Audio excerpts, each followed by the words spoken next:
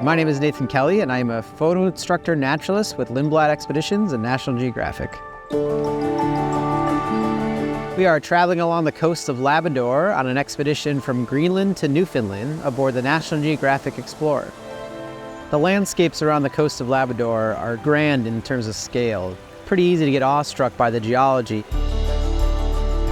Massive mountain cliffs carved by the glaciers long ago that have now been coated with the beautiful colorations, from the green vegetation we see along the shoreline to the rocks that are colored with hues of orange and reds.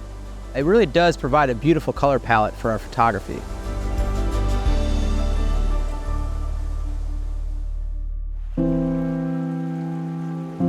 We are having a beautiful day here in Torngat National Park. We got to travel by zodiac through these U-shaped valleys carved by the glaciers long ago. Each day we've traveled along the coast here of Labrador, we've had amazing 360-degree views. Getting a chance to get ashore and go on hikes and being at the base of these valleys looking up at these massive towering cliffs can be such an amazing perspective. When taking a photograph, it's really tricky trying to find a way to show scale. Simply adding elements like a zodiac or maybe someone you're traveling with in the foregrounds can be a nice way to show the size of these beautiful vistas. It's always important to capture the different layers inside of your photos. Thinking about a foreground element, a midground, and then a very effective background is going to really tie it all together to be a beautiful photograph in the end. I captured a photograph of the scene in the early morning as our bow was almost completely empty. I decided to take a few steps back and include the bow inside of the frame, as well as include some of the reflections of the smooth water to tell the story of a calm morning.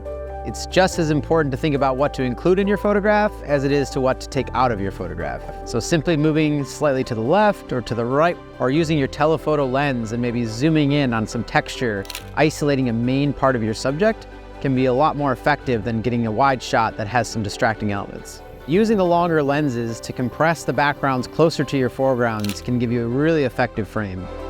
Using different techniques like panorama photography, stitching multiple images together to show the whole scene can be really effective in capturing the Labrador coast. One of my favorite shots of the voyage was actually a few different frames stitched together turned into a panorama within Lightroom. I did a great job capturing the whole scene in Torngat National Park. Our ship, the National Geographic Explorer, is seen in the frame and it's super minuscule in size. It really tells a story of how massive and grand the scenery actually is.